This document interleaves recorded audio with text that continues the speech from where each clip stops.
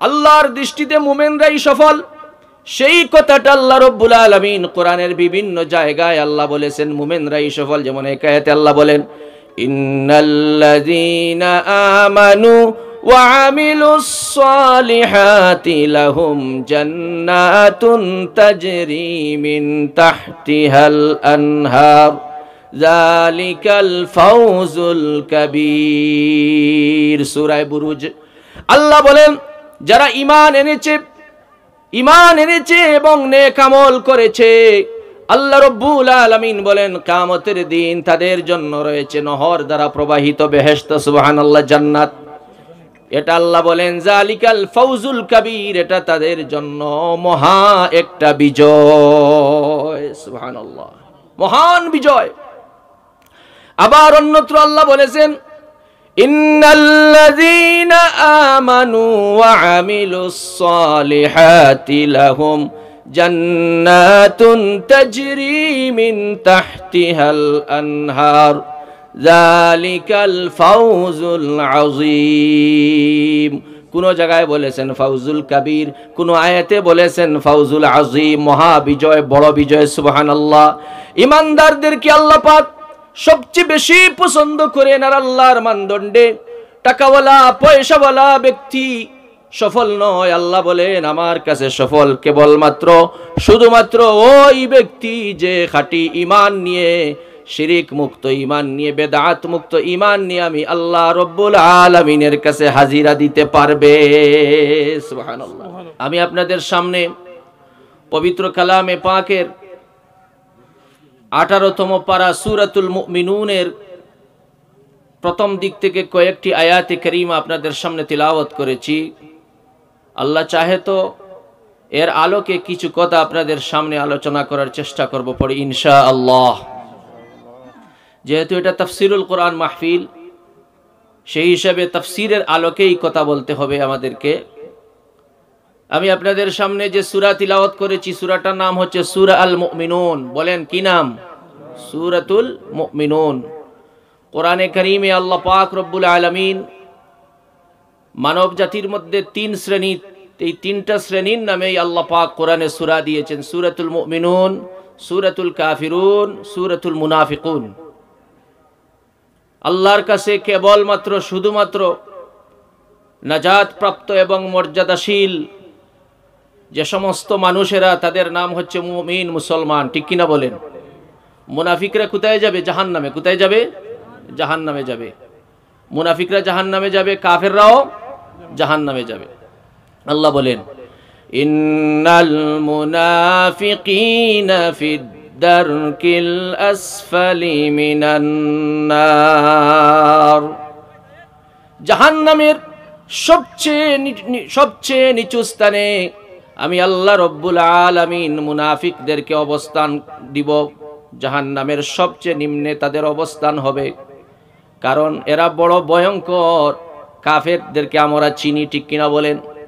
কাফের মুশরিকদেরকে চিনা যায়, কিন্তু মুনাফিকদেরকে চিনা যায় না। এরা বড্ড ভয়ঙ্কর, যেদিকে বৃষ্টি ওদিকে ছাতা ধরে, ঠিক কিনা বলেন? যখন যে ক্ষমতায় থাকে তাকে তেল মারতে থাকে, ঠিক কিনা বলেন? আর যারা মুমিন তারা সব সময় একজনকে ভয় করে, তিনি কে? আরো জুড়ে বলেন, তিনি কে? এজন্য আল্লাহ বলেন ইন্নাল্লাযীনা আমানু ওয়া আমিলুস সালিহাতি কানাত লাহুম জান্নাতুল ফিরদাউসি নুজুলা। ইন্নাল্লাযীনা আমানু ওয়া আমিলুস সালিহাত, নিশ্চয় যারা ঈমান এনেছে এবং আমলে সালেহ করেছে, নেক আমল করেছে, আমি আল্লাহ রব্বুল আলামিন তাদের জন্য জান্নাতুল ফিরদাউসকে প্রস্তুত করে রেখেছি, সুবহানাল্লাহ। তাহলে মুমিন মুসলমানদেরকে কে ভালোবাসেন? আল্লাহ সুবহানাহু ওয়া তাআলা ভালোবাসেন। এই সূরাটার নাম হচ্ছে সূরা আল মুমিনুন, মুমিনদের নামে সূরা, সুবহানাল্লাহ পড়েন। এই সূরা নাজিল হওয়ার একটা প্রেক্ষাপট রয়েছে, কারণ রয়েছে, সবাবে নুজুল। কি কারণে সূরাটা কোন সময় নাজিল হয়েছে? তাফসীরে ইবনে কাসির এবং তাফসীরে রুহুল মাআনিতে এসেছে, হাফিজ ইমাদউদ্দিন ইবনু কাসির রহমতুল্লাহি আলাইহি এবং রুহুল মাআনি আল্লামা মাহমুদ আলুসি রহমতুল্লাহি আলাইহি ওনারা বর্ণনা করেন, আল্লাহর রাসূল সাল্লাল্লাহু আলাইহি ওয়াসাল্লাম একবার কয়েকজন সাহাবায়ে কেরামদেরকে নিয়ে বসে আছেন একটা মজলিসের মধ্যে। ওমর ইবনুল খাত্তাব রাদিয়াল্লাহু তাআলা আনহু বর্ণনা করেন, হঠাৎ আমি শুনতে পাই মৌমাছির ন্যায় গুনগুন গুনগুন শব্দ শুরু হয়েছে। সুবহানাল্লাহ পড়েন। আল্লাহর হাবিবের প্রিয় সাহাবী সাইয়্যিদিনা হযরত ওমর ইবনুল খাত্তাব রাদিয়াল্লাহু তাআলা আনহু বলেন, আমি হঠাৎ শুনি মৌমাছির বন বন বন বন আওয়াজের ন্যায়। এদিক ওদিক তাকিয়ে দেখি কোনো মৌমাছি নাই। আমি ওমর মনে মনে এটা বুঝতে পারলাম এটা মৌমাছি নয়, এটা আল্লাহ রব্বুল আলামিনের হাবিব মুহাম্মদুর রাসূলুল্লাহ সাল্লাল্লাহু আলাইহি ওয়াসাল্লামের কাছে ওহী অবতীর্ণ হচ্ছে। সুবহানাল্লাহ। রাসূলুল্লাহর কাছে কোরআন নাজিল হওয়া শুরু হয়েছে। হযরত ওমর বলেন, আল্লাহর নবীর কাছে কোরআনে কারীমের আয়াতগুলি নাজিল হলো। আল্লাহর নবী সাল্লাল্লাহু আলাইহি ওয়াসাল্লাম কিবলার দিকে মুখ করে বসেছিলেন। নাজিল হওয়া শেষ হলো, আল্লাহর নবী আমাদের সামনে আমাদের দিকে ঘুরে বসলেন, আর আল্লাহর নবী দু হাত তুলে আল্লাহ রব্বুল আলামিনের দরবারে একটা চমৎকার দোয়া করতে শুরু করলেন। সুবহানাল্লাহ। তাফসিরে তো এই দোয়াটি এসেছে, আবার তিরমিজি শরীফের 3472 নম্বর হাদিসে ইমাম তিরমিজি আলাইহির রাহমা হাদিসটি নকল করেছেন। তিনি বলেন, আল্লাহর নবী সাল্লাল্লাহু আলাইহি ওয়াসাল্লাম সূরাতুল মুমিনুনের প্রথম দিককার কয়েকটি আয়াতে মুকদ্দাসা যখন নাজিল হলো, আল্লাহর নবী মুহাম্মদুর রাসূলুল্লাহ সাল্লাল্লাহু আলাইহি ওয়াসাল্লাম দুহাত এভাবে উত্তোলন করে নবীজি পড়তে শুরু করলেন, আল্লাহুম্মা জিদনা ওয়ালা তানকুসনা ওয়া আকরিমনা ওয়ালা তুহিন্না ওয়া আ'তিনা ওয়ালা তাহরিমনা ওয়া আসিরনা ওয়ালা তুসির আলাইনা ওয়ারদিনা ওয়ারদা আন্না। পড়েন আল্লাহুম্মা আমিন। আল্লাহর নবী এই দোয়া করতে শুরু করলেন, আল্লাহুম্মা জিদনা ওয়ালা তানকুসনা, আয় আল্লাহ আমাদেরকে বাড়িয়ে দিন, আমাদেরকে কমিয়ে দিয়েন না। আল্লাহ আমাদেরকে সম্মানিত করুন, আমাদেরকে বঞ্চিত করেন না, অসম্মানিত অপমানিত করেন না। ওয়া আ'তিনা ওয়ালা তাহরিমনা, আয় আল্লাহ আমাদেরকে বেশি বেশি করে দান করেন, আমাদেরকে কখনো বঞ্চিত করবেন না। ওয়া আসিরনা ওয়ালা তুসির আলাইনা, আয় আল্লাহ কাফের বেঈমানদের উপরে আপনি আমাদেরকে প্রাধান্য দিন, অন্যকে প্রাধান্য দিয়েন না।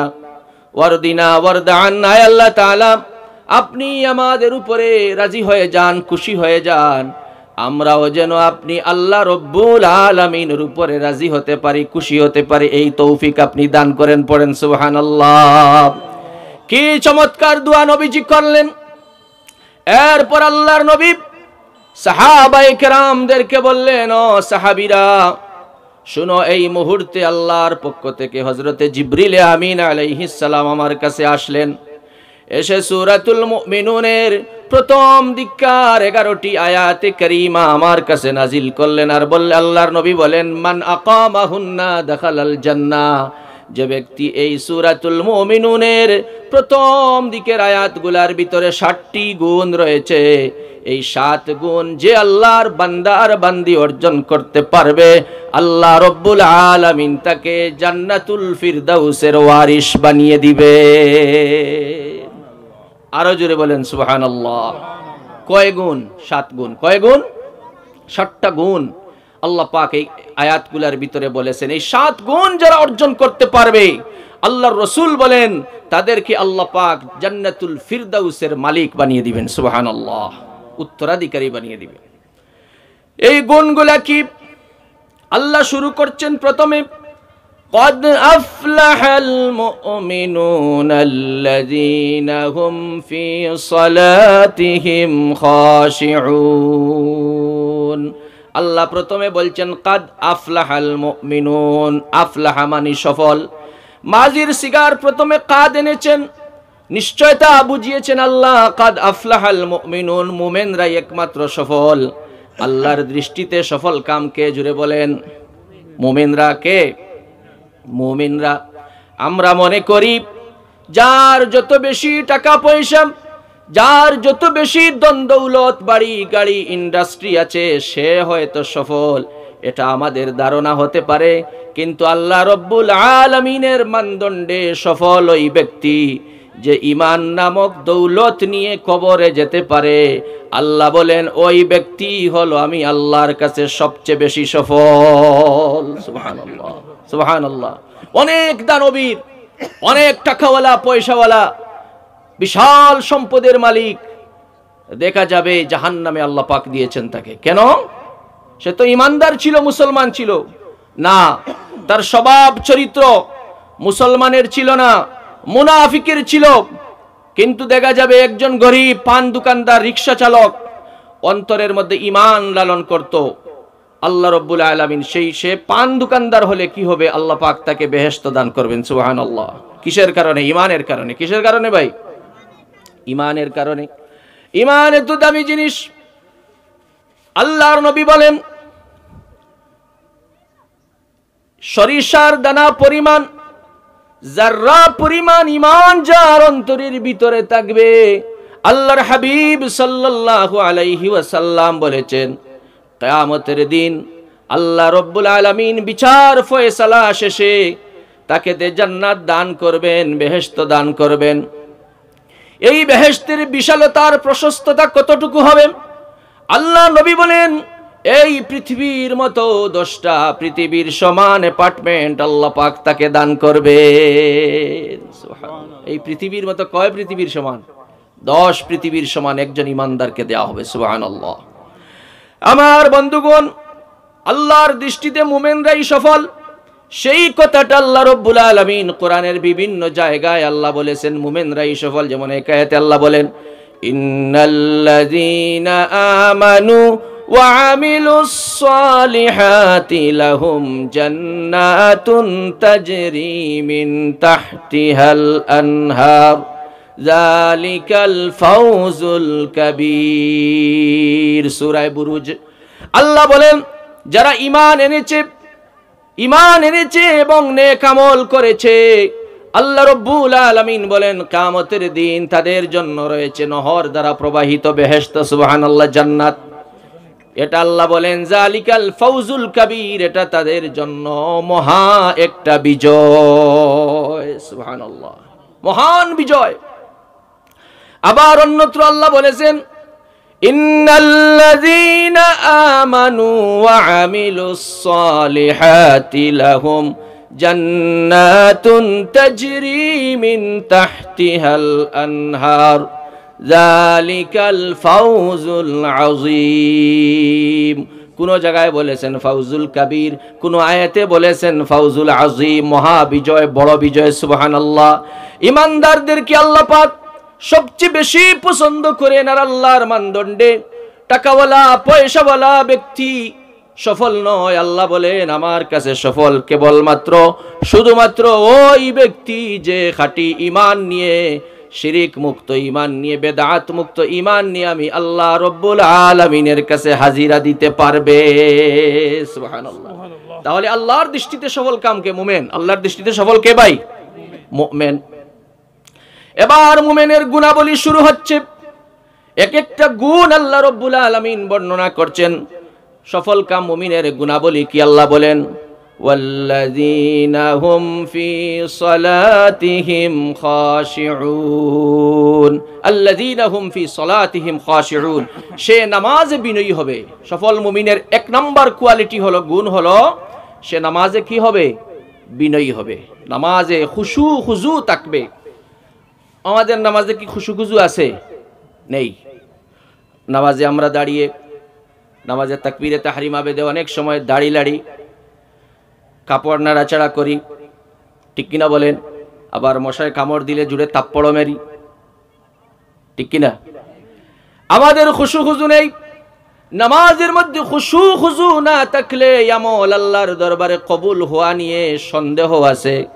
আল্লাহ পাকের নবী মুহাম্মদুর রাসূলুল্লাহ পড়েন সাল্লাল্লাহু আলাইহি ওয়াসাল্লাম আমাদেরকে শিক্ষা দিয়েছেন, হাদিসে জিবরিলের মধ্যে এসেছে আল্লাহর নবী বলেন আনতা আবুদাল্লাহা কান্নাকা তারাহু ফাইন লাম তাকুন তারাহু ফাইন্নাহু ইয়ারাক। আল্লাহর নবী বলেন তুমি এমন ভাবে আল্লাহর ইবাদত করো যেন মনে করবে তুমি আল্লাহ রব্বুল আলামিনকে দেখতেছো। সুবহানাল্লাহ। আর যদি দেখতে না পাও তাহলে এটা ভেবে নিও আল্লাহ পাক রব্বুল আলামিন তোমার সব কিছু তিনি দেখতেছেন, পর্যবেক্ষণ করতেছেন। সুবহানাল্লাহ। আন তা'বুদাল্লাহা কাআন্নাকা তারাহু ফাইন লাম তাকুন তারাহু ফাইন্নাহু ইয়ারাক। আল্লাহ নবী বলছেন এমন ভাবে তুমি আল্লাহর ইবাদত করো মনে করবে তোমার চোখ দিয়ে আল্লাহকে দেখতেছো, যদি দেখতে না পাও এটা ভেবে নিও আল্লাহ তোমাকে দেখতেছেন। সুবহানাল্লাহ। তাহলে ইবাদতের মধ্যে খুশু আসবে, খুজু আসবে। ইবাদতটা বিনয়ী হবে কার জন্য? আল্লাহর জন্য। আমরা কার জন্য নামাজ পড়বো? আল্লাহর জন্য, আল্লাহকে খুশি করার জন্য। ইখলাস থাকবে।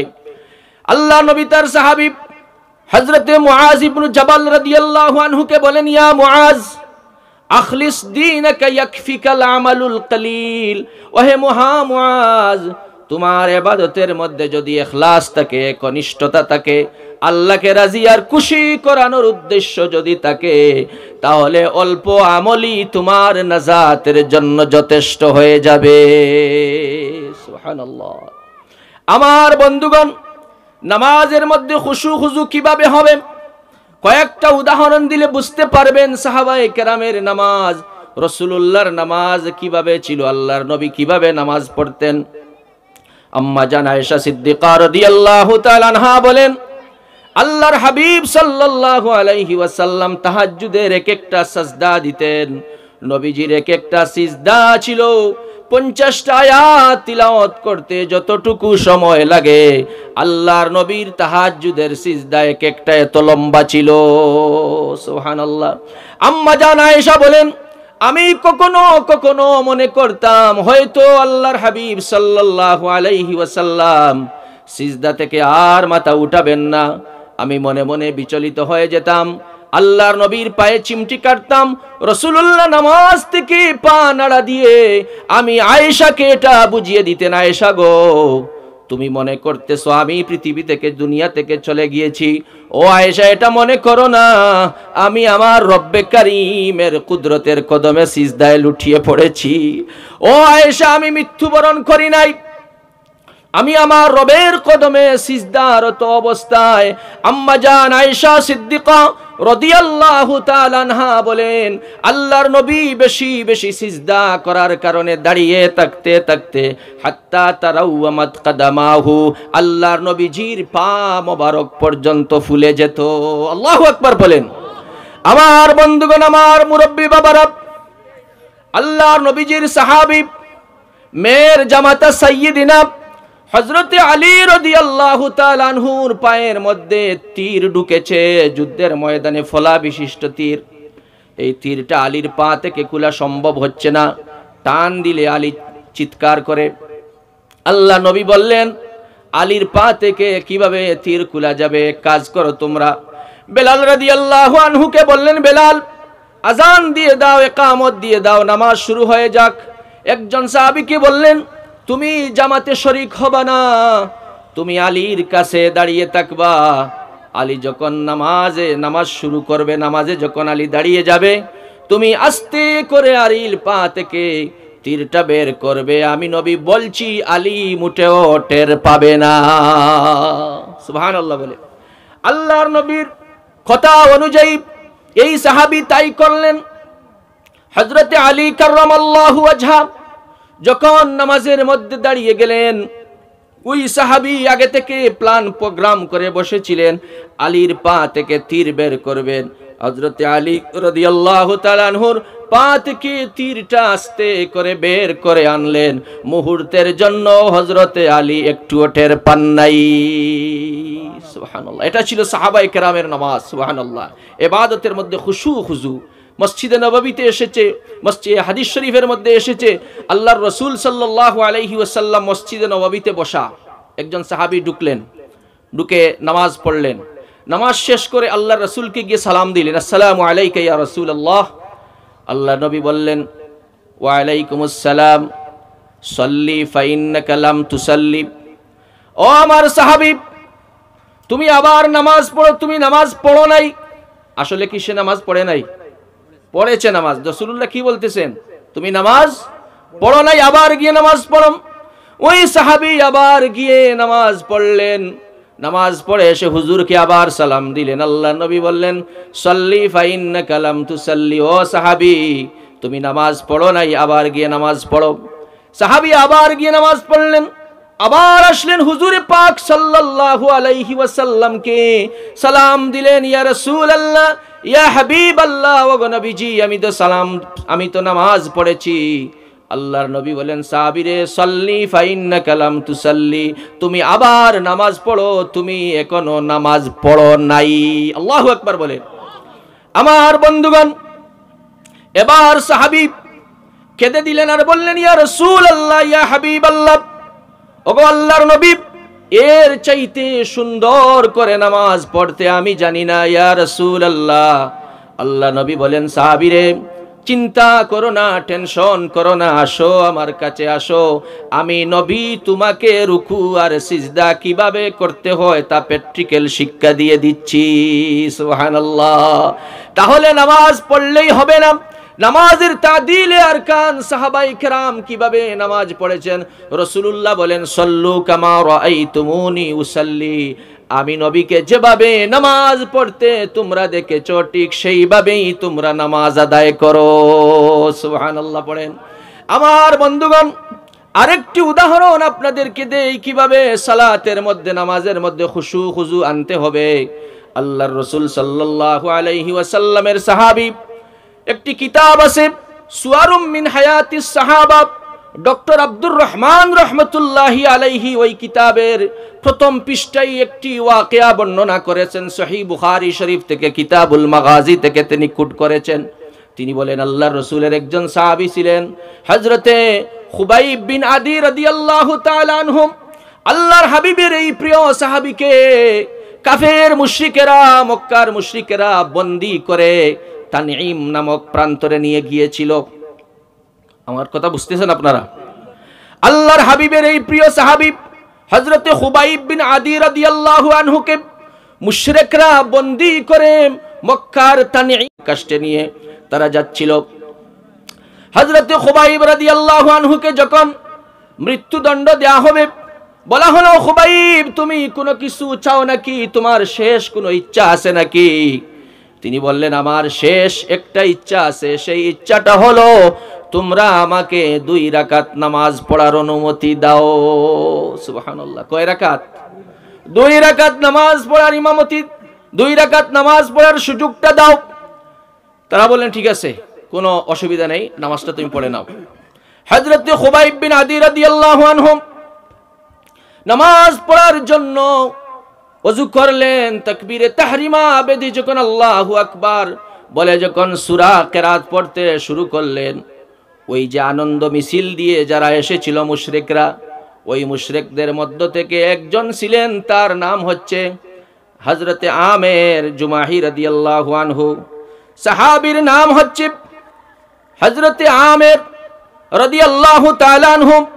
এই সাহাবী পিছনে পিছনে ছিলেন।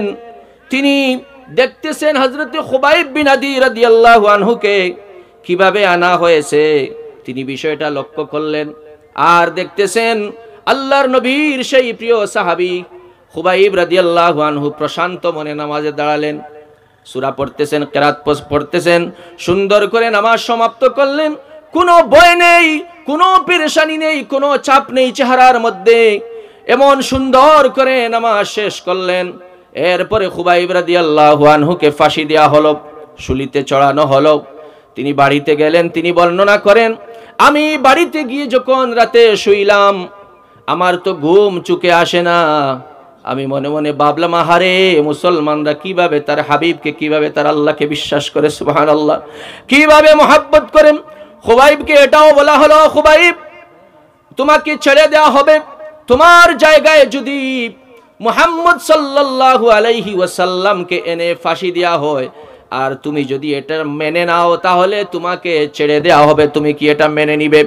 হযরত খুবাইব বিন আদি রাদিয়াল্লাহু আনহু গর্জে উঠলেন আর বললেন, ও কাফিরেরা, ও রাসূলুল্লাহর দুশমনেরা, শুনো শুনো, ভালো করে শুনো, আমাকে, আমার রসুলকে ফাঁসি দেওয়া তো, আমার রসুলকে হত্যা করা তো দূরের কথা, আমার নবীর শরীর মোবারকে, জিসিম মোবারকে একটা খেজুরের কাঁটা ঢুকক আমি খুবাইব আমার জীবন থাকতে এটাও বরদাস্ত করতে পারবো না। সুবহানাল্লাহ, সুবহান। হযরত খুবাইব রাদিয়াল্লাহু আনহুর এই নামাজ এই সাহাবী দেখলেন আর মনে মনে বড় চিন্তিত হলেন। বাড়িতে গেলেন, ঘুম আসে না, একাত হন ওকাত হন, ডান কাত হন বাম কাত হন, কখনো বসেন। তার চোখের সামনে হযরত খুবাইবের জীবনের শেষ নামাজ, একটা মানুষকে একটু পরে মারা হবে, হত্যা করা হবে, কিভাবে সে এত শান্ত মনে নামাজ পড়তে পারে? আমাদের লাত, মানাজ, উজ্জা, হুবল মূর্তির সামনে তো দাঁড়িয়ে এভাবে আমরা জীবনের শেষ মুহূর্তে নামাজ পড়তে পারবো না, কোনো কাজ করতে পারবো না। মুসলমানরা কেমনে এটা করতে পারে? এই চিন্তা করতে করতে ঘুম যখন আসে না, তিনি সিদ্ধান্ত নিলেন না, হযরত খুবাইব রাদিয়াল্লাহু আনহু যে রবের উপরে তিনি বিশ্বাস করেছেন, সেই রব আসলেই তিনি প্রকৃত রব। সুবহানাল্লাহ, আসলেই তিনি প্রকৃত খুদা। আমরা যার পূজা করি, লাত, মানাত, উজ্জা, হুবল মূর্তি, এগুলা বেহুদা, এগুলা আমাদের খুদা নয়। সুবহানাল্লাহ পড়েন। হযরত সাহাবী খুবাইব রাদিয়াল্লাহু আনহুর এই শাহাদাতের মর্মান্তিক ঘটনা দেখে তিনি সিদ্ধান্ত নিলেন, সকাল হলে পরে আমি বিশ্বনবী মুহাম্মদুর রাসূলুল্লাহ, জনাবে মুহাম্মদুর রাসূলুল্লাহ সাল্লাল্লাহু আলাইহি ওয়াসাল্লামের খিদমতে যাব, আল্লাহর রসুলের কাছে গিয়ে হাতে হাত রেখে মুসলমান হয়ে যাব। পড়েন সুবহানাল্লাহ। তিনি সকাল হলে পরে রসুলুল্লাহর কাছে গেলেন আর বললেন, হাতি ইয়াদাকা ইয়া রাসূলুল্লাহ, ও আল্লাহর রসুল, আমি খুবাইবের এই মর্মান্তিক শাহাদাত দেখে অনুপ্রাণিত হয়েছি, আমার হৃদয়টা বিচলিত হয়ে গেছে। ইয়া রাসূলুল্লাহ, ইয়া হাবিবাল্লাহ, আমাকে ঈমানের কালিমা পড়িয়ে দিন, আশহাদু আল্লা ইলাহা ইল্লাল্লাহু ওয়া আশহাদু আন্না মুহাম্মাদুর রাসূলুল্লাহ। পড়েন সুবহানাল্লাহ। মুসলমান হয়ে গেলেন।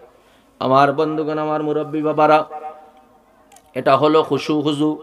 নামাজের মধ্যে খুশু প্রথম গুণ আল্লাহ পাক মুমিন বান্দাবান্দির প্রথম গুণ আল্লাহ পাক বর্ণনা করতেছেন, আল্লাযীনা হুম ফি সালাতিহিম খাশিউন। নামাজে তারা বিনয়ী হবে। নামাজে কি হবে? বিনয়ী হবে। রুকু যখন করব, আমরা রুকুতে যাওয়ার পরে আমাদের পিঠ, কোমর সোজা থাকবে, স্ট্রেট ফরওয়ার্ড, এবং শান্ত মনে রুকু করব, হুড়াতাড়া করি আমরা, ঠিক কিনা বলেন? হাত্তা তাতমাইন্না রাকিআন, প্রশান্ত মনে রিল্যাক্সের সাথে তুমি রুকু করবে। সিজদায় যখন যাবে, আল্লাহর নবী বলেন, হাত্তা তাতমাইন্না সাজিদান, প্রশান্ত মনে আনন্দ চিত্তে তুমি রিল্যাক্সের সাথে সিজদা করবে। সুবহানাল্লাহ। কারণ আল্লাহর বান্দা যখন সিজদায় চলে যায়, আল্লাহর রাসূল বলেন, আকরাবু মা ইয়াকুনুল আবদু মির রাব্বিহি ওয়া হুয়া সাজিদুন ফাআকসিরু ফীহি দুআ। রাসূল করিম সাল্লাল্লাহু আলাইহি ওয়াসাল্লাম বলেছেন, বান্দা যখন সিজদায় যায় তখন আল্লাহর সবচেয়ে বেশি নিকটে চলে যায়। সুবহানাল্লাহ। আমার বন্ধুগণ, আমার মুরব্বী বাবারা,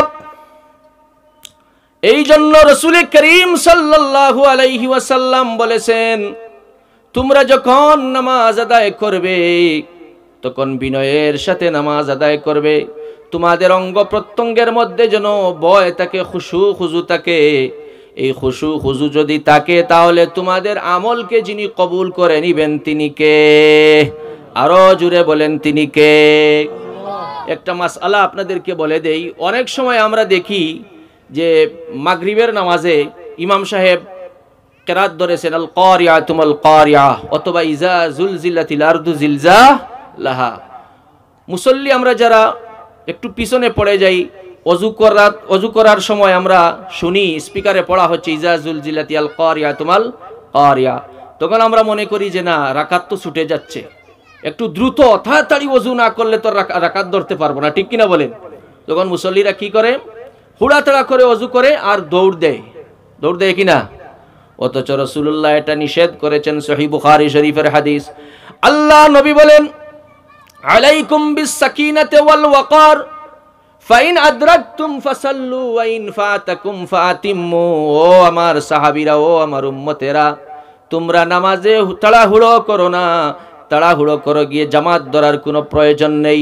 যতটুকু ইমামের সাথে পাও ততটুকু পড়ো, আর যতটুকু ছুটে যায় ফাইন ফাতাকুম ফাতিম্মু, যতটুকু ছুটে যায় ততটুকু পরে তোমরা পুরো করো।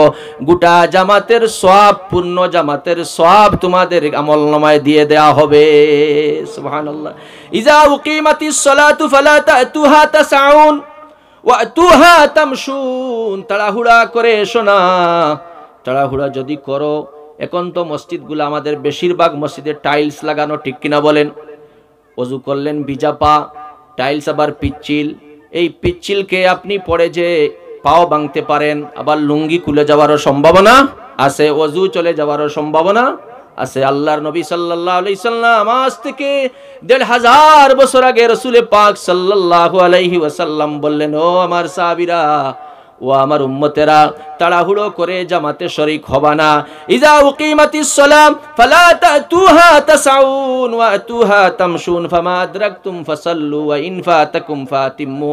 ধীরস্থিরতা অবলম্বন করে যতটুকু পাবে ইমামের সাথে ততটুকু পড়বে, যতটুকু ছুটে যাবে ততটুকু পরে পুরা করবে।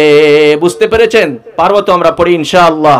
আর দৌড়াদৌড়ি করব, এই দৌড়াদৌড়ি করার কারণে আমাদের অ্যাক্সিডেন্ট হওয়ার সম্ভাবনা থাকবে, আবার অন্য মুসল্লিদের খুশু খুজু ছুটে যাবে, ঠিক কিনা? হয়তো মুসল্লি আলিল্লাহ তা হইয়া গিয়ে আমি খাড়া হইব না নি বা তৈন না, ইতা তো কইতাম না নমাজও, ইতা আমরা কই না হয়তো মুসল্লি, ইতা কইলে কইলে কইলে তোমরা তকবীর উলা ধরতাম পারতাম না, আছে না? উলামা একরাম আছেন ডানেবে মওজুদ। নিয়ত হইল গিয়া, আর নিয়তু হিয়া ইরাদাতুল কলব, অন্তরের ইচ্ছাকেই নিয়ত বলে, অন্তরের ইচ্ছাকেই নিয়ত বলে। আমি ইমাম সাহেবের পিছনে মাগরিবের 3 রাকাত ফরজ নামাজ পড়ার নিয়ত করলাম, আল্লাহু আকবার, ওই গেছে, বুঝছেন না? অত নিয়ত হয়ে গেছে। আবার কেউ ইমাম সাহেব আল্লাহু আকবার কইবার আগে বান্দিলেই নানি, ইমাম সাহেব তাকবীরে তাহরিমা কইবার আগে যদি আমি কাম শেষ করিলে আমার নামাজ হইব নি? ইমামর আগে যাইতাম না পিছনে থাকতাম? ইত্তেবা আমরা কই না, ইকতাদাইতু, যারা আরবিতে নিয়ত করেন কিতা কইন, ইকতাদাইতু বিহাযাল ইমাম। এখন ইমামর আগে যদি যাইন গিতে হইব নি নামাজ? জি না, এটা খেয়াল রাখা লাগবে। আর সালাম ইমাম সাহেব আসসালাম কইবার আগে আমি খাম বাট্টি হইলেই, ঠিক নি না? ঠিক নাই? ইমাম সাহেব আসসালাম খালি কইতে পারেন না, আমি একবারে সেরা ফিরাইলিস। ইমামে ফিরানির পরে আমি ফিরাইতাম, মানে ইমামর পিছনে থাকতাম, আগে গেলে হইব নি? আগে মুরব্বিয়া না করলে হইব নি নামাজ? মাতুকা হ্যাঁ, জি না, এর লাগি ইমামর পিছনে পিছনে থাকতাম, করে করে থাকতাম। মনে রইব তো ইনশাআল্লাহ। আমরা 2টা মাসআলা শিখলাম, আল্লাহ আমরা কবুল করো, হোক আমিন। মুহতারাম হাজিরিন কেরাম, আল্লাহ নবী সাল্লাল্লাহু আলাইহি ওয়াসাল্লাম বললেন, দৌড়াদৌড়ি করবে না, প্রশান্ত মন নিয়ে সালাতে হাজির হবে। তোমাদের 2-1টি রাকাত যদি ছুটে যায়, পরিপূর্ণ জামাতের সওয়াব আল্লাহ রাব্বুল আলামিন তোমাদেরকে দিয়ে দিবেন। সুবহানাল্লাহ। সালাতে কায়েম করো, সালাতে কায়েম করো, পড়েন, সালাতে কায়েম করো, সালাতে কায়েম করো, হবে সম্মানী তুমি, হবে জান্নাতি তুমি, হবে সম্মানী তুমি, হবে জান্নাতি তুমি, দিবে কাল হাসরে শীতল ছায়া আরশে আজিম, রব্বিয়াল আলা, রব্বিয়াল আযীম, রব্বিয়াল আলা, রব্বিয়াল আযীম, পড়েন আমিন। এই জন্য আল্লাহ রব্বুল আলামিন সূরাতুল মুমিনুনের প্রথম দিকে মুমিনের যে গুণ আল্লাহ পাক বর্ণনা করলেন, প্রথম গুণটা হলো যখন তারা নামাজ আদায় করবে তখন খুশু খুজুর সাথে, অনুনয় বিনয়ের সাথে নামাজ আদায় করবে। 2 নম্বর গুণ আল্লাহ পাক বর্ণনা করছেন, ওয়াল্লাযীনা হুম আনিল লাগওয়ি মুরিদুন, মুমিন বান্দারা অনর্থক কথা কাজ থেকে বিরত থাকবে। এটাতে আমরা উস্তাদ, ঠিক কিনা বলেন? অনর্থক কথা কাজে আমরা অনেক আগিয়ে, পিছনে না। একটা চার স্টলে যখন আমরা বসি তখন অন্যের দোষ ত্রুটি, গীবত, শিকায়েত ছাড়া আমাদের আর কোনো কথাই চলে না, ঠিক কিনা বলেন? অথচ আল্লাহর হাবিব সাল্লাল্লাহু আলাইহি ওয়াসাল্লাম, সহিহ বুখারী শরীফের হাদিস 6138 নম্বর হাদিস, আল্লাহর রাসূল সাল্লাল্লাহু আলাইহি ওয়াসাল্লাম বলেন, মান কানা ইউমিনু বিল্লাহি ওয়াল ইয়াউমিল আখির ফালিয়াকুল খাইরা আও লিয়াসমুত। তোমাদের কেউ যদি আল্লাহ এবং পরকালে বিশ্বাস রাখে, আল্লাহ এবং পরকাল দিবসের প্রতি বিশ্বাস স্থাপন করে, সে যেন সব সময় ভালো কথা বলে। যদি ভালো কথা বলতে না পায়, আল্লাহর নবী বলেন, তাহলে সে যেন চুপ থাকে। কি থাকে? চুপ থাকে, নীরব থাকে। আল্লাহ রসুল বলেন, মান সমাতা নাজা, যে চুপ থাকে সে মুক্তি পায়, যে বেশি কথা বলে সে মিথ্যা কথা বলার সম্ভাবনা আছে না নাই? কথা বলেন, আছে না নাই? আমার বন্ধুগণ, আল্লাহর হাবিব সাল্লাল্লাহু আলাইহি সাল্লামের একজন প্রিয় সাহাবী, তার নাম হলো সিনিয়র সাহাবী ছিলেন উকবা ইবনে আমির রাদিয়াল্লাহু আনহু। হযরত উকবা ইবনে আমির বলেন, ওয়ান উকবা ইবনে আমির রাদিয়াল্লাহু তাআলা আনহু قال মান নাজাতু ইয়া রাসূলুল্লাহ। তিরমিজি শরীফের হাদিস। হযরত উকবা ইবনে আমির আল্লাহর হাবিবকে গিয়ে বলেন, ইয়া রাসূলুল্লাহ, ইয়া হাবিবাল্লাহ, ওগো নবীজি, নাজাত কিসে, মুক্তি কিসে মিলবে?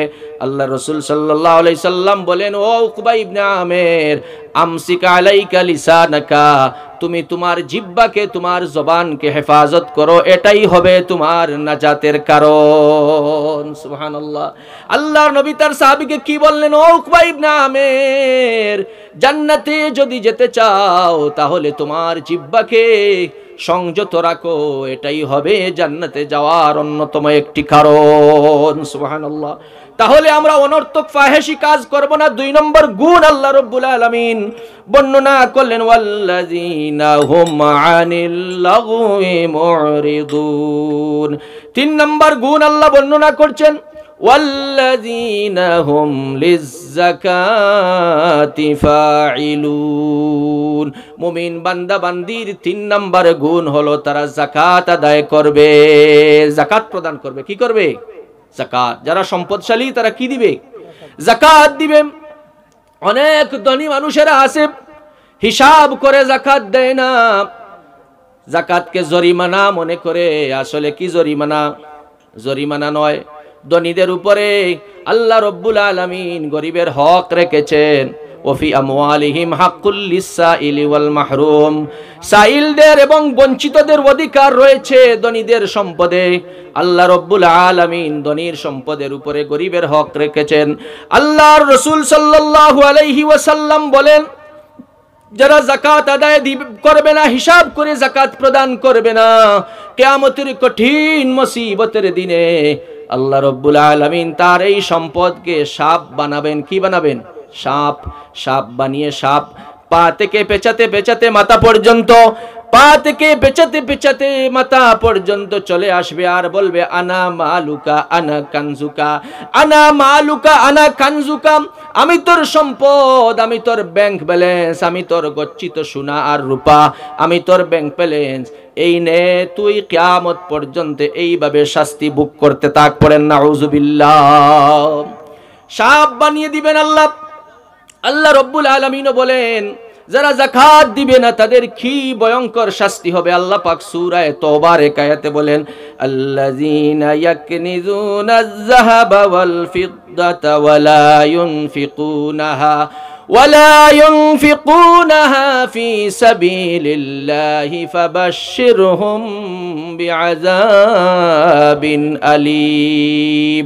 আল্লাহ তার হাবিবকে বলেন, ওগো নবীজি, আপনি জানাইয়ে দেন তাদেরকে, আল্লাযীনা ইয়াকনিজুনাজ যাহাবা ওয়াল ফিদ্দা, যারা স্বর্ণ এবং রূপ্য জমা করে রাখবে। শুধু স্বর্ণ রূপ্য নয়, যারা টাকা যাকাত দেওয়ার মতো এমন বেশি অঙ্কের টাকা যারা জমিয়ে রাখবে। যাকাতের নিসাব কতটুকু? কতটুকু নিসাব আপনারা জানেন?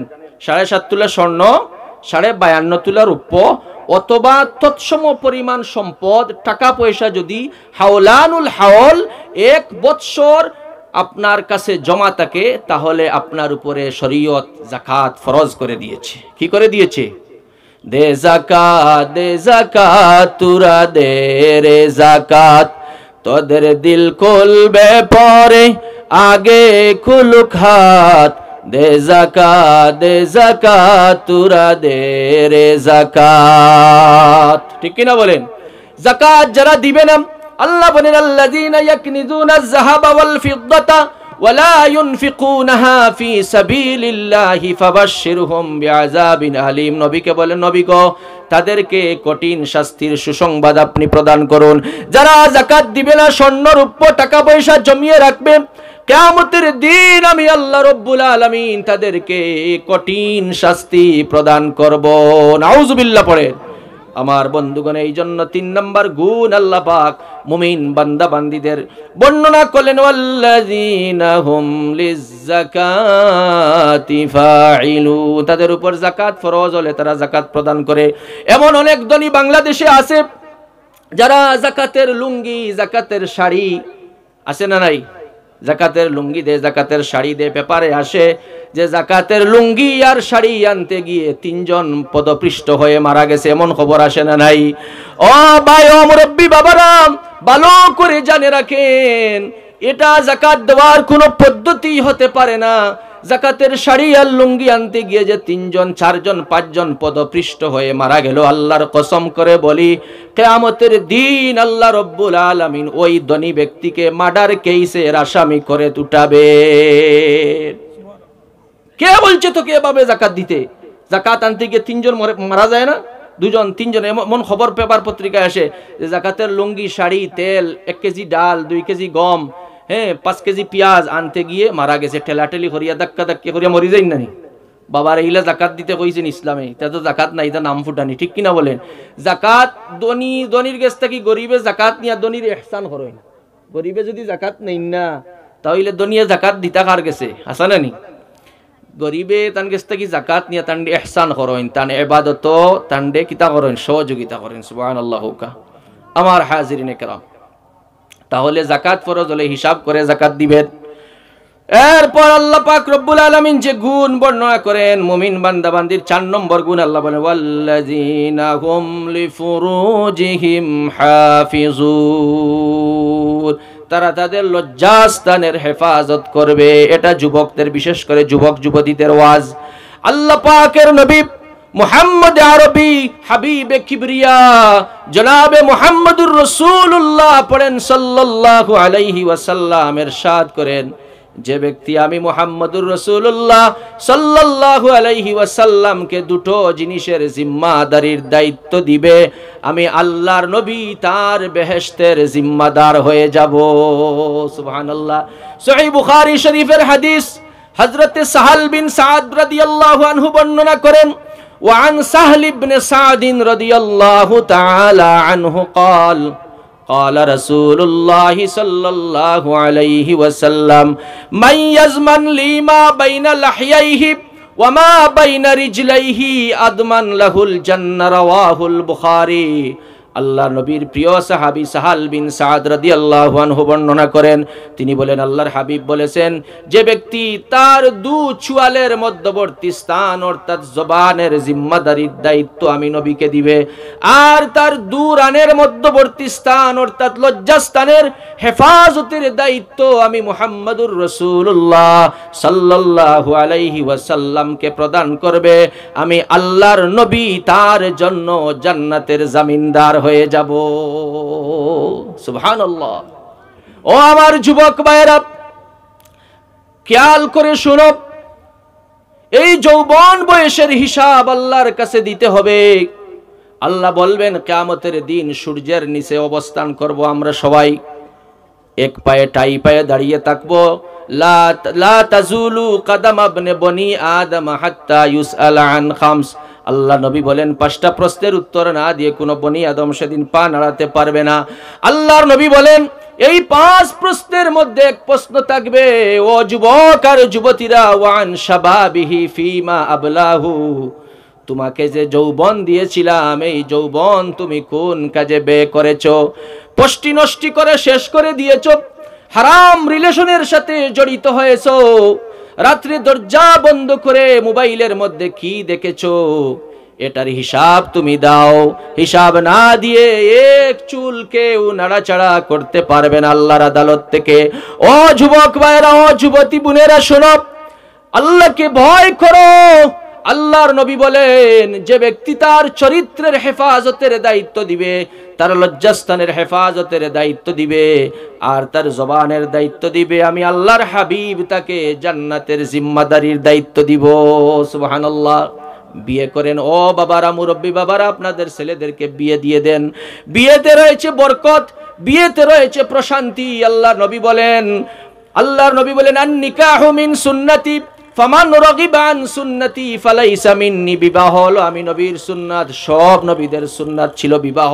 আল্লাহ নবী বলেন আমার বিবাহ হলো আমি নবীর সুন্নত, যে ব্যক্তি বিবাহকে আমার এই সুন্নতকে অবজ্ঞা করবে, আমি মুহাম্মদুর রাসূলুল্লাহ সাল্লাল্লাহু আলাইহি ওয়াসাল্লাম বলছি সে আমার উম্মত নয়। আমাদের দেশে বিবাহ করাটা বড় কঠিন। বিবাহকে যেই সমাজে বিবাহ কঠিন সেই সমাজে জিনা সহজ, আর যে সমাজে জিনা কঠিন সেই সমাজে বিবাহ সহজ। তাই বিবাহকে সহজ করুন, জিনা কঠিন হয়ে যাবে, জিনা বন্ধ হয়ে যাবে। পড়েন ইনশাআল্লাহ। ছেলেকে বিয়ে দিয়ে দিন। আল্লাহ নবী সাল্লাল্লাহু আলাইহি ওয়াসাল্লাম সাহাবায়ে কেরামদেরকে উৎসাহিত করতেন, বিবাহ করার জন্য বলতেন তোমার যদি তৌফিক থাকে তুমি বিবাহ করে দাও। এক সাহাবীকে বললেন তুমি বিবাহ করো, তিনি বললেন ইয়া রাসূলুল্লাহ মোহর দেওয়ার মতো তো কিছু নাই। আল্লাহ নবী বললেন কোনো কিছুই কি নাই? তিনি বললেন জি না ইয়া রাসূলুল্লাহ। আল্লাহ নবী বললেন তুমি কি কোরআনের এই সূরা মুখস্থ পারো? তিনি বললেন জি ইয়া রাসূলুল্লাহ ইয়া হাবিবাল্লাহ। ও আল্লাহর নবী এই সূরাগুলো আমার মুখস্থ আছে। আল্লাহ নবী আরেকজন মেয়েকে প্রস্তাব দিলেন, মা গো তুমি কি কোরআনে কারীমের কোন সূরা মুখস্থ পারো, জবানি আছে তোমার? তিনি বললেন জি না ইয়া রাসূলুল্লাহ। আল্লাহ নবী বললেন ও সাহাবী, আমি তোমাকে ওই মেয়ের সাথে বিবাহ দিয়ে দিলাম, আর মোহরানা হলো তুমি এই যে সূরাগুলা তুমি মুখস্থ পারো এই সূরাগুলা আমার ওই মেয়েকে তুমি শিক্ষা দিয়ে দিবে। সুবহানাল্লাহ। ওকে তুমি কি করবে? ওই সূরাগুলা তুমি শিখাইবে, এটাই হবে তোমার বিবাহের মোহর। এটা রাসূলুল্লাহর জামানার জন্য খাস ছিল, আমাদের সমাজে এটা হবে না। কমপক্ষে একটা মোহর থাকতে হবে। মুহতারাম হাজিরিন কিরাম, এই জন্য আল্লাহ বলছেন যারা লজ্জাস্থানের হেফাজত করবে, আল্লাহ পাক আয়াতের শেষের দিকে গিয়ে বলছেন এই 7 গুণ যারা অর্জন করবে তারা জান্নাতুল ফিরদাউসের ওয়ারিস হয়ে যাবে। সুবহানাল্লাহ। তাহলে 5 নম্বর গুণ হলো লজ্জাস্থানের হেফাজত করা লাগবে। 6 নম্বর গুণ আল্লাহ পাক বলছেন ওয়াল্লাযিনা হুম লিআমা 5 নম্বর গুণ আল্লাহ বলছেন ওয়াল্লাযিনা হুম লিআমানাতিহিম ওয়া আহদিহিম রাউন। মুমিন বান্দা বান্দির 5 নম্বর এবং 6 নম্বর গুণ হলো তারা তাদের আমানতকে হেফাজত করবে এবং প্রতিশ্রুতি রক্ষা করবে, ওয়াদা রক্ষা করবে। পড়েন সুবহানাল্লাহ। আমানত রক্ষা করা মুমিনের কাজ। কার কাজ বলেন? আমানত রক্ষা না করা কার কাজ? মুনাফিকের কাজ। কার কাজ? ওয়াদা রক্ষা করা মুমিনের কাজ, ওয়াদা ভঙ্গ করা মুনাফিকের কাজ। 5 নম্বর আল্লাহর নবী বলেন 5 নম্বর গুণ হলো তারা ওয়াদা রক্ষা করবে। কি করবে? ওয়াদা রক্ষা করবে। ওয়াদা রক্ষা করবে, আমানতের খেয়ানত করবে না। আল্লাহ রাসূল সাল্লাল্লাহু আলাইহি সাল্লাম বলেন আয়াতুল মুনাফিকি সালাসুন ইযা হাদাসা কাযাবা ওয়া ইযা ওয়া'দা আখলাফা ওয়া ইযা তুমিনা খানা। আল্লাহর নবী সাল্লাল্লাহু আলাইহি ওয়াসাল্লাম বলেন মুনাফিকের আলামত হলো 3টি। কয়টি? 3টি আলামত রয়েছে মুনাফিকের। ইযা হাদাসা কাযাবা, যখন কথা বলবে মিথ্যা বলবে, যখন তার কাছে আমানত রাখা হবে তা খেয়ানত করবে। ইজা হাদাসা কাযাবা ওয়া ইজা ওয়াদা আখলাফা, আর ওয়াদা করলে তা ভঙ্গ করবে। নাউজুবিল্লাহ। পড়েন আমার বন্ধুগণ, আল্লাহ 5 নম্বর বলেন তার কাছে আমানত রাখলে সে তা আমানত পুরা করবেন। আল্লাহ পাক রব্বুল আলামিন বলেন ইন্নাল্লাহা ইয়া'মুরুকুম আন তুআদ্দুল আমানাতি ইলা আহলিহা। তার কাছে যখন আমানত রাখা হয় সে তার আমানতটা তার প্রাপকের নিকট পৌঁছিয়ে দেয়, আমানতের কোনো খেয়ানত করে না। আল্লাহ রব্বুল আলামিনের নবীজি বলেন এই আমানতদার মুমিন বান্দা বান্দির ঠিকানা হবে আল্লাহ রব্বুল আলামিনের জান্নাতুল ফিরদাউস। সুবহানাল্লাহ। এরপর ওয়াদা। এরপর কি? ওয়াদা। এটাও বড় গুরুত্বপূর্ণ বিষয়। আমরা ওয়াদা দিয়ে ওয়াদা রক্ষা করি না। ঋণ আনি আরেকজনের কাছ থেকে, ঋণ এনে বলি বাইরে আগামী সপ্তাহে দিয়ে দিব, কিন্তু আগামী সপ্তাহ গিয়ে আরো 3 সপ্তাহ হয়, ঋণ তো দেওয়া হয় না। ঠিক কিনা বলেন? এর ভিতরে যদি আপনি যোগাযোগ করেন তাহলে যদি লোকটা অভাবী হয় প্রাপকের কাছে গিয়ে বলতে পারে বাইরে আপনি বেজার হইন না যেন রে ভাই বড় চেষ্টা করছি দেওয়ার লাগি ফারছি না, এটা হইল এক কথা, ঠিক না? আর আসন্যানি কিছু মানে ঋণ আনিলে আর দিতা করি কই না, জুতা এক জোড়া ছিড়িয়া ওঠে খাই খুন লোয়া যায় না। আরো বেশি 2-3 তাকদা দিলেইলে আপনার চা তাকি কাফ গরম। এই বেটা আমার আরো অনেক কোন জায়গাতে এক ফুয়ারে মারিল চই মনে আছে নি ঋণ টেকা খুঁজার লাগিয়া, ও ভাই দিয়া চুনা তোলার ভাই বুঝছি না নি, এক ফুয়ারে যুবক বাইরে মারিল চইন জানে, টেকা খুঁজলো ওখানে মানুষের সামনে, চাকু দি ফাড়া মারি মারিলিছে জায়গা, তুই তো 1 মাসের আগর ঘটনা। আমার হাজিরিনে কেরাম, মুরব্বিয়ানে আজম, তাহলে ওয়াদা রক্ষা করা কার কাজ? মুমিনের কাজ। ওয়াদা ভঙ্গ করা কার কাজ? মুনাফিকের কাজ। আমার বন্ধুগণ, রাসূলুল্লাহ সাল্লাল্লাহু আলাইহি ওয়াসাল্লাম এমন স্বভাবের ছিলেন, আদবুল মুফরাদে ইমাম বুখারী আলাইহির রাহমা বলেছেন, আম্মা জান আয়েশা সিদ্দিকা রাদিয়াল্লাহু তাআলা আনহার কাছে সাহাবায়ে কেরাম গিয়ে বললেন, ওগো মা আয়েশা, আল্লাহর হাবিব সাল্লাল্লাহু আলাইহি ওয়াসাল্লামের চরিত্র কেমন ছিল? তিনি বললেন, তোমরা কি আল্লাহর কোরআন পড়ো নাই? কানা খুলুকুহুল কোরআন, আল্লাহর নবীর চরিত্র হলো গোটা কোরআনে করিম। সুবহানাল্লাহ। আদাবুল মুফরাদে ইমাম বুখারী আলাইহির রাহমা একটি হাদিস এনেছেন, তিনি বলেন, আম্মা জান আয়েশা সিদ্দিকা রাদিয়াল্লাহু তাআলা আনহার কাছে সাহাবায়ে কেরাম গিয়ে বললেন, ওগো মা আয়েশা, আল্লাহর নবীর ভিতরে কোন কোন গুণগুলা ছিল? আল্লাহর নবী সাল্লাল্লাহু আলাইহি সাল্লামের ভিতরে যে চমৎকার গুণগুলা ছিল, এগুলা আপনি আমাদের কাছে বর্ণনা করেন। আম্মা জান হযরতে আয়েশা রাদিয়াল্লাহু আনহা বলেন, ও রাসূলুল্লাহর সাহাবীরা রে, তোমরা কি সূরাতুল মুমিনুনের প্রথম দিকের আয়াতগুলা পড়ো নাই? অর্থাৎ সূরা মুমিনুনের প্রথম দিকের আয়াতে আল্লাহ রাব্বুল আলামিন 7টি গুণ বর্ণনা করেছেন। আমি আয়েশা দেখেছি এই 7 গুণ আল্লাহর হাবিব সাল্লাল্লাহু আলাইহি ওয়াসাল্লামের ভিতরে পরিপূর্ণভাবে ছিল। সুবহানাল্লাহ। এই 7 গুণ যদি আপনি অর্জন করতে পারেন, নবীজি বলেন মরতে দেরি হবে, আল্লাহ রাব্বুল আলামিনের জান্নাতুল ফিরদাউসে যেতে দেরি হবে না। আমার হাজিরিন, এরপর শেষ নাম্বার গুণ, 7 নাম্বার গুণ আল্লাহ রাব্বুল আলামিন বর্ণনা করতেছেন, ওয়াল্লাযীনা হুম আলা সালাওয়াতিহিম ইউহাফিজুন। 7 নাম্বার গুণ মুমিন বান্দা বান্দির হলো তারা নামাজের হেফাজত করবে। সুবহানাল্লাহ পড়েন। সুবহানাল্লাহ। দেখেন কত সুন্দর মিল। আল্লাহ শুরু করছেন প্রথম গুণ নামাজের, শেষ গুণও কি? নামাজের। প্রথম গুণ বলছেন মুমিন বান্দা বান্দিরা নামাজে বিনয়ী। হাফিজু আলাস সালাওয়াত ওয়াস সালাতিল উসতা, তোমরা নামাজের হেফাজতকারী হয়ে যাও, বিশেষ করে আসরের নামাজের প্রতি তোমরা গুরুত্ব দেও। তখনকার সময়ে সাহাবায়ে কেরামের মধ্যে কিছু সাহাবীরা আসরের সময় একটু কাজের মধ্যে মশগুল হয়ে যেতেন। আল্লাহ পাক সেই ইঙ্গিত দিয়ে নবীর সাহাবীদেরকে বলছেন, ও সাহাবীরা, আসরের সময় তোমাদের কাজ কাম করো ঠিক আছে, কিন্তু নামাজকে তোমরা নামাজের মুহাফিজ হয়ে যাও। ওয়াল্লাযীনা আমানু, আল্লাহ রাব্বুল আলামিনের প্রতি তোমরা যারা বিশ্বাস স্থাপন করো, তোমরা যারা ঈমান এনেছো, তোমরা নামাজের প্রতি হাফিজু আলাস সালাওয়াত, সালাতের প্রতি তোমরা মুহাফিজ হয়ে যাও। কিয়ামতের দিন সর্বপ্রথম বাইনাম যে আমলের যে হিসাব হবে, আল্লাহর নবী বলেন, সহিহ মুসলিম শরীফের হাদিস, আল্লাহর রাসূল বলেন, আউয়ালু মা ইউহাসাবু বিহিল আবদু ইয়াউমাল কিয়ামাতি আস-সালাহ। আল্লাহ নবী বলেন, কিয়ামতের ময়দানে কঠিন মুসিবতের সময় আমল সংক্রান্ত প্রথম যে প্রশ্ন আল্লাহ পাক করবেন বান্দাকে, সেটা হলো, বান্দা নামাজ আদায় করেছিলে কিনা? নামাজ যদি, আল্লাহ রাসূল বলেন, ফাইন সলুহাত সলুহাত সাইরু আমালিহি, নামাজের হিসাবটা যদি সঠিক মতো হয়ে যায়, আল্লাহর নবী বলেন সব আমলের হিসাবকে আল্লাহ রাব্বুল আলামিন সহজ করে দিবেন। ইন্নাল্লাযীনা কানাত, আল্লাহ পাক রব্বুল আলামিন বলেন, ইন্নাস সালাতা কানাত আলাল মুমিনিনা কিতাবাম মাওকুতা, আমি নামাজকে তাদের জন্য নির্দিষ্ট করে দিয়েছি, নির্দিষ্ট টাইমের ভিতরে নামাজকে পড়তে হবে।